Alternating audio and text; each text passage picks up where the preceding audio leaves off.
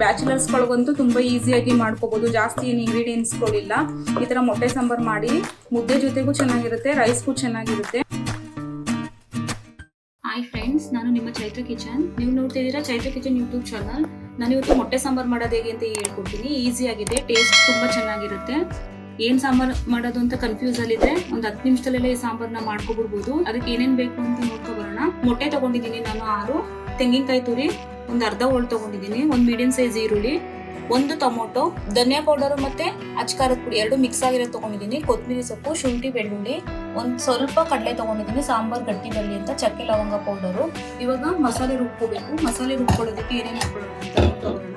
ಒಂದು medium size ಈರುಳ್ಳಿನ ಹಾಕೊಳ್ತಾ ಇದ್ದೀನಿ, ತೆಂಗಿನಕಾಯಿ ತುರಿ, ಖಾರದ ಪುಡಿ ಮತ್ತೆ ಧನಿಯಾ ಪೌಡರ್ 2 ಮಿಕ್ಸ್ ಆಗಿರೋದು, ಚಕ್ಕೆ ಲವಂಗ ಪೌಡರು, ಶುಂಠಿ ಬೆಳ್ಳುಳ್ಳಿ ಜಾಸ್ತಿ ಹಾಕೋಬೇಡಿ, ಅದೇ ಫ್ಲೇವರ್ ಹೊಡೆಯುತ್ತೆ, ಚೆನ್ನಾಗಿರಲ್ಲ. ಸ್ವಲ್ಪನೇ ಕಡಲೆ ಹಾಕೊಳ್ಳಿ, ಒಂದು ಟೊಮೊಟೊ, ಕೊತ್ತಂಬರಿ ಸೊಪ್ಪು ರುಬ್ಬೋದಕ್ಕೆ. ಇವಾಗ ಇದನ್ನ ನುಣ್ಣಗೆ ರುಬ್ಕೋಬೇಕು.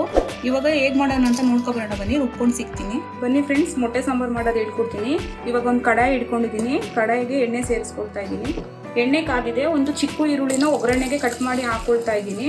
ಈರುಳ್ಳಿ ಸ್ವಲ್ಪ ಫ್ರೈ ಆಗಿದ ನಂತರ ನಾನು ಮಸಾಲೆಗಳನ್ನ ತೋರಿಸಿದ್ನಲ್ಲ ಅದನ್ನು ಇವಾಗ ರುಬ್ಕೊ ಬಂದಿದ್ದೀನಿ. ಅದನ್ನು ಇವಾಗ ಇದ್ರೊಳಗಡೆ ಸೇರಿಸ್ಕೊಳ್ಳೋಣ. ಈ ಮಸಾಲೆನ ಚೆನ್ನಾಗಿ ಎಣ್ಣೆಯಲ್ಲಿ ಫ್ರೈ ಮಾಡ್ಕೋಬೇಕು. ಯಾಕೆಂದರೆ ನಾನು ಈರುಳ್ಳಿ, ತೆಂಗಿನಕಾಯಿ ಮತ್ತು ಎಲ್ಲವನ್ನು ಹಸಿಗೆ ಹಾಕಿರೋದ್ರಿಂದ ಶುಂಠಿ ಬೆಳ್ಳುಳ್ಳಿ ಎಲ್ಲವನ್ನು ನಾನು ಈ ಎಣ್ಣೆಲೇನೆ ಈ ಮಸಾಲೆನ ಚೆನ್ನಾಗಿ ಫ್ರೈ ಮಾಡ್ಕೋಬೇಕು. ನಾನು ಹೇಳ್ಕೊಡೋ ಥರ ಮಾಡಿ ನೋಡಿ, ಮೊಟ್ಟೆನೂ ಒಂದು ಒಡೆಯಲ್ಲ, ಟೇಸ್ಟ್ ಮಾತ್ರ ಚೆನ್ನಾಗಿರುತ್ತೆ. ಇವಾಗ ಇದಕ್ಕೆ ಸ್ವಲ್ಪ ನೀರನ್ನ ಸೇರಿಸ್ಕೊಳ್ಳೋಣ ಜಾರ್ಗೆಲ್ಲ. ನಾನು 1 ಟೈಮ್ಗೆ ಮಾಡ್ತಾ ಇದ್ದೀನಿ, ನಾನು 4 ರಿಂದ 5 ಜನಕ್ಕೆ ಆಗುತ್ತೆ ಇದು. ಇವಾಗ ನೀರೆಲ್ಲ ಸೇರಿಸಿದ್ದೀನಿ. ಇವಾಗ ಇದು ಚೆನ್ನಾಗಿ ಎಣ್ಣೆ ಬಿಡೋ ತನಕ ಫ್ರೈ ಆಗಲಿ.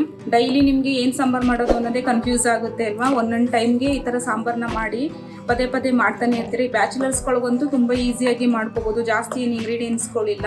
ಈ ಥರ ಮೊಟ್ಟೆ ಸಾಂಬಾರು ಮಾಡಿ ಮುದ್ದೆ ಜೊತೆಗೂ ಚೆನ್ನಾಗಿರುತ್ತೆ, ರೈಸ್ಗೂ ಚೆನ್ನಾಗಿರುತ್ತೆ. ಇವಾಗ ಎಲ್ಲವನ್ನು ಹಾಕಿದಾಗಿದೆ. ಇದನ್ನು ಪ್ಲೇಟ್ ಮುಚ್ಚಿ ಒಂದು ಕುದಿ ಬರೋ ತನಕ ಬೇಯಿಸ್ಕೊಳ್ಳೋಣ. ನೋಡಿ, ಇವಾಗ ಚೆನ್ನಾಗಿ ಮಸಾಲೆ ಎಲ್ಲ ಬೆಂದು ಸೈಡಲ್ಲೆಲ್ಲ ಎಣ್ಣೆ ಬಿಟ್ಕೊಂಡಿದೆ. ಈ ಅದಕ್ಕೆ ಬಂದಮೇಲೆ ಸಾಂಬಾರು ಎಷ್ಟು ಬೇಕು ಅಂತ ನೋಡಿಕೊಂಡು ನೀರನ್ನ ಸೇರಿಸ್ಕೊಳ್ಳೋಣ. ನಾನು ಮುದ್ದೆ ಜೊತೆ ಮಾಡ್ತಾ ಇದ್ದೀನಿ, ಅದರಿಂದ ಸ್ವಲ್ಪ ಗಟ್ಟಿಗೆನೆ ಮಾಡ್ಕೊಳ್ತಾ ಇದ್ದೀನಿ. ನೋಡಿ, ಇಷ್ಟಿದ್ರೆ ಸಾಕು. ಇವಾಗ ಉಪ್ಪು ಸೇರಿಸ್ಕೊಳ್ಳೋಣ. ಇವಾಗಲೇ ರುಚಿಗೆ ನೋಡಿಕೊಂಡು ಉಪ್ಪು ಹಾಕೊಳ್ತಾ ಇದ್ದೀನಿ. ಉಪ್ಪು ಹಾಕಿದಾದ್ಮೇಲೆ ಇದು ಕುದಿ ಬರ್ತಾ ಇರುತ್ತಲ್ಲ, ಅವಾಗ ಮೊಟ್ಟೆನ ಒಂದೊಂದೇ ಹೊಡೆದ್ಬಿಟ್ಟು ಈ ಸಾಂಬಾರ್ ಒಳಗಡೆ ಬಿಡೋದಷ್ಟೇ. ಈಸಿಯಾಗಿ ಬ್ಯಾಚುಲರ್ಸ್ಗಳು ಮನೇಲಿರೋ ಇಂಗ್ರೀಡಿಯೆಂಟ್ಸ್ ಇಂದನೇ ಟೇಸ್ಟಿಯಾಗಿ ತುಂಬಾ ಚೆನ್ನಾಗಿರುತ್ತೆ. ಮೊಟ್ಟೆ ಸಾರು ಮಾಡಿದ್ರೆ ಮನೇಲಿ ಏನೋ ಬೇರೆ ತರ ನಾನ್ ವೆಜ್ಜೇ ಮಾಡಿದೀವಿ ಅನ್ನೋ ತರ ಘಮ ಹೊಡಿತಾ ಇರುತ್ತೆ. ಡೈಲಿ ತರಕಾರಿ ಸಾಂಬಾರು, ಸೊಪ್ಪು ಸಾಂಬಾರು, ಅದು ಆ ಸಾಂಬಾರು ಈ ಸಾಂಬಾರು ತಿಂದು ನಿಮಗೆ ಬೋರ್ ಆಗಿದ್ರೆ ಒಂದೊಂದು ಟೈಮ್ಗೆ ಈ ಥರ ಮೊಟ್ಟೆ ಸಾಂಬಾರು ಮಾಡಿಕೊಂಡ್ರೆ ಇಷ್ಟ ಆಗುತ್ತೆ. ಮುದ್ದೆ ಜೊತೆ ತಿನ್ನಕ್ಕಂತೂ ತುಂಬ ಚೆನ್ನಾಗಿರುತ್ತೆ. ಉಪ್ಪೆಲ್ಲ ಕರೆಕ್ಟ್ ಆಗಿದೆಯಾ ಅಂತ ಚೆಕ್ ಮಾಡ್ಕೊಳ್ತಾ ಇದ್ದೀನಿ. ಉಪ್ಪು ಎಲ್ಲ ಕರೆಕ್ಟ್ ಆಗಿದೆ. ಇದು ಸ್ವಲ್ಪ ಸೈಡಲ್ಲಿ ಕುದಿ ಬರ್ತಾ ಇದೆ ಅನ್ನುವಾಗ ಮೊಟ್ಟೆ ಒಡ್ದು ಹಾಕೊಳ್ಳೋಣ. ಅವಾಗ ತೋರಿಸ್ಕೊಡ್ತೀನಿ. ನೋಡಿ ಫ್ರೆಂಡ್ಸ್, ಇವಾಗ ಕುದಿ ಬರೋ ಸ್ಟೇಜಲ್ಲಿ ಇದೆ. ಇವಾಗ ಒಂದೊಂದೇ ಮೊಟ್ಟೆನ ಓಪನ್ ಮಾಡಿ ಈ ಸಾಂಬಾರು ಒಳಗಡೆ ಹಾಕೊಳ್ಳೋಣ. ಈ ಥರ ಒಂದು ಎಕ್ಸ್ಟ್ರಾ ಬೌಲಿಗೆ ಮೊಟ್ಟೆನ ಹೊಡೆದು ಇದ್ರೊಳಗಡೆ ಹಾಕೊಳ್ಳೋಣ. ಅದು ಡೈರೆಕ್ಟಾಗಿ ಹಾಕೋಕೆ ಹೋಗ್ಬೇಡಿ, ಕೆಲವೊಂದು ಮೊಟ್ಟೆಗಳು ಚೆನ್ನಾಗಿರಲ್ಲ, ಕೆಟ್ಟೋಗಿರುತ್ತೆ. ನೀವು ಸಾಂಬಾರು ಒಳಗಡೆ ಓಪನ್ ಮಾಡಿ ಹಾಕ್ತೀನಿ ಅಂದರೆ ಒಂದು ಮೊಟ್ಟೆ ಕೆಟ್ಟೋಗಿರೋದು ಹಾಕ್ಬಿಟ್ರೆ ಸಾಂಬಾರು ಟೇಸ್ಟು ಚೆನ್ನಾಗಿ ಬರಲ್ಲ, ಸ್ಮೆಲ್ ಬಂದ್ಬಿಡುತ್ತೆ ಸಾಂಬಾರು. ಅದರಿಂದ ಒಂದು ಎಕ್ಸ್ಟ್ರಾ ಬೌಲ್ಗೆ ಹಾಕೊಂಡೇ ಹಾಕಿ, ಒಂದ್ರ ಮೇಲೆ ಒಂದು ಹಾಕ್ಬೇಡಿ, ಪಕ್ಕನೇ ಹಾಕೊಳ್ಳಿ. ಒಂದು ಮೊಟ್ಟೆನೂ ಹೊಡೆದೋಗಲ್ಲ. ನೋಡಿ, ಹಾಗೆ ತೋರಿಸ್ಕೊಡ್ತೀನಿ. ನೋಡಿ ಫ್ರೆಂಡ್ಸ್, ಮೊಟ್ಟೆ ಸಾಂಬಾರು ಮಾಡೋದು ಎಷ್ಟು ಈಸಿಯಾಗಿ ನೋಡ್ಕೊಬಂದ್ರಲ್ಲ, ಒಂದು ಮೊಟ್ಟೆನೂ ಸಹ ಹೊಡೆದೋಗಿಲ್ಲ. ಎಷ್ಟು ನೀಟಾಗಿ ಬಂದಿದೆ ನೋಡಿ.